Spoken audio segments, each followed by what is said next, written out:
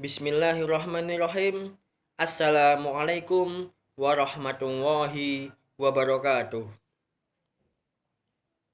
Alhamdulillah. Alhamdulillahilladzi arsala rasulahu bil huda wa dinil haq liyudhhirahu ala dini kullih wa kafa billahi syahida wa kafa billahi wakila. Asyhadu an la ilaha illallah wa asyhadu anna Muhammadan abduhu wa rasuluh. Amma ba'du. Qala Allah Ta'ala fi Qur'anihil Karim. A'udzu billahi minasyaitonir rajim. Bismillahirrahmanirrahim. Ya ayyuhalladzina amanu taqullaha haqqa tuqatih wa la tamutunna illa wa antum muslimun.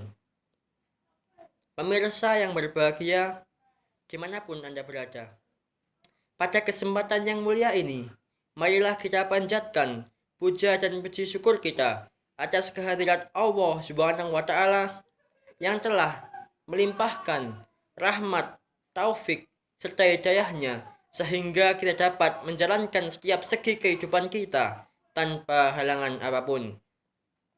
Dan tak lupa, sholawat serta salam semoga tetap tercurahkan kepada baginda Nabi besar kita, Nabi Muhammad Sallallahu Alaihi Wasallam, yang telah membimbing kita dari jalan yang gelap gulita menuju jalan yang terang benderang, yakni bidinil Islam dengan landasan Al-Quran dan Al-Hadis.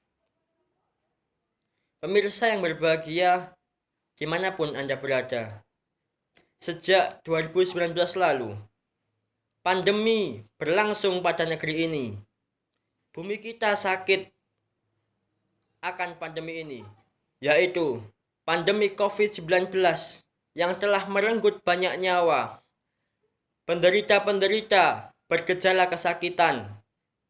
Melawan pandemi ini bukanlah hal yang mudah. Upaya-upaya telah digencarkan para ahli dan penduduk global, terutama dengan pencegahan dari diri sendiri, dari masyarakat, entah itu protokol kesehatan ataupun vaksinasi. Maka dari itu, marilah kita menjalankan protokol kesehatan tersebut yang dalam negeri kita, Indonesia, dikenal dengan sebutan 5M. Apa itu 5M? Yaitu M yang pertama, mencuci tangan. M yang kedua, memakai masker. M yang ketiga, menjauhi kerumunan. M yang keempat, menjaga jarak. Dan M yang kelima, mengurangi mobilitas. Maka dari itu, saya, Zakiyas Chandra, mahasiswa UIN Maulana Malik Ibrahim Malang, jurusan Pendidikan Bahasa Arab, Fakultas Ilmu Tarbiyah dan Keguruan, akan menyampaikan sedikit pemahaman saya tentang protokol kesehatan 5M tersebut. M yang pertama, yaitu tadi, mencuci tangan. Setiap diri kita akan selalu melakukan kegiatan, yaitu terutama apa yang selalu kita pakai, yaitu tangan. Secara sadar ataupun tidak sadar, kita selalu memakai tangan. Maka dari itu, perlulah kita untuk selalu menjaga kebersihan tangan, yaitu dengan mencuci tangan dengan rutin memakai sabun. Adapun anjuran dari pemerintah, ada 6 langkah untuk mencuci tangan dengan baik, seminimal mungkin 20 detik. Seminimal mungkin 20 detik setiap mencuci tangan. Sebelum apapun, terutama sebelum masak atau makan, sebelum melakukan kegiatan apapun, setelah keluar dari kamar mandi, dan setelah kita menutup hidung atau mulut saat bersin atau batuk. Adapun 6 langkah yang dianjurkan oleh pemerintah dalam mencuci tangan, yaitu langkah pertama, membasahi tangan, kemudian memberikan sabun secukupnya, entah itu sabun cair ataupun sabun batang, yaitu dengan membasuh secara memutar, mengusap secara memutar secara perlahan. Kemudian langkah yang kedua, yaitu membasuh atau mencuci punggung tangan. Mencuci punggung tangan secara bergantian. Dan langkah yang ketiga, membasuh atau mencuci sela-sela tangan dengan bersih secara bergantian. Kemudian mencuci ujung jari tangan dengan gerakan tangan terkunci. Begini. Kemudian langkah selanjutnya, mencuci ibu jari secara berputar, secara bergantian. Dan langkah selanjutnya, mencuci ujung jari dengan gerakan berputar, diletakkan di telapak tangan, secara bergantian. Dan langkah terakhir, membilas dan mengeringkannya. 6 langkah cuci tangan.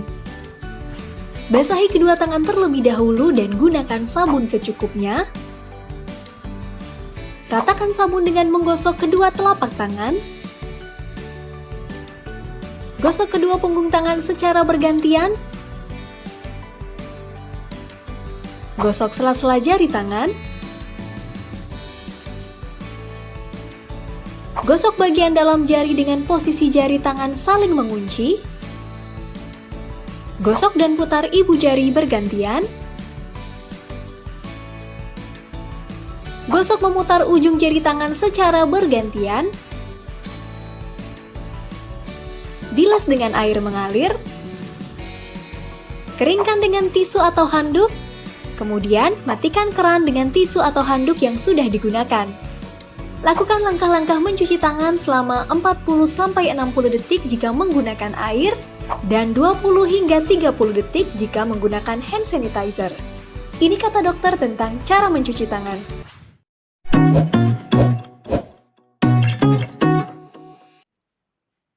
Adapun selain mencuci tangan dengan sabun, kita dapat mencuci tangan dengan hand sanitizer, tapi itu hanyalah pengganti. Yang lebih bagus adalah mencuci tangan dengan air dan sabun secara rutin. Kemudian M yang kedua, yaitu memakai masker. Dulunya WHO hanya menganjurkan untuk memakai masker bagi seorang penderita COVID-19 saja. Tapi adapun dari situasinya, WHO mengubah kebijakannya, yaitu setiap masyarakat harus memakai masker apabila keluar rumah. Kenapa? Karena dengan memakai masker tersebut, kita dapat menjaga diri dan juga menjaga orang lain.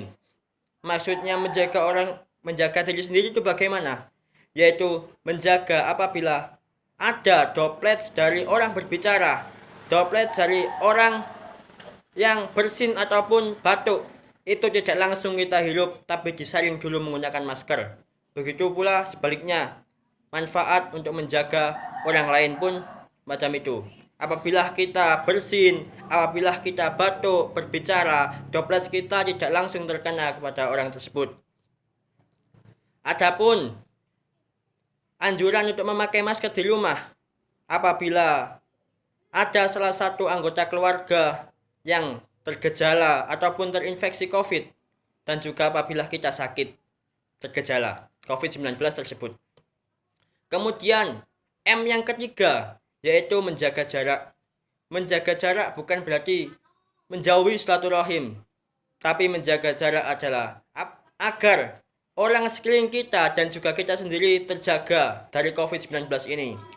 Karena dengan menjaga jarak inilah droplet yang kita hasilkan, yang kita keluarkan apabila kita bersin ataupun batuk itu ada jaraknya.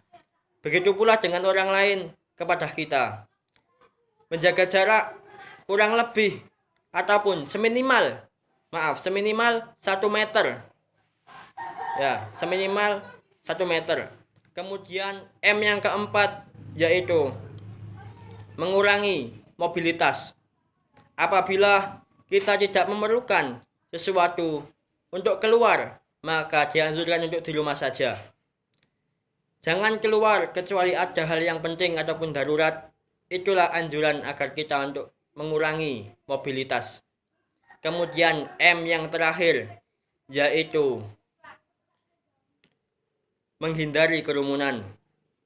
ingat bahwasanya pandemi ini belum berakhir.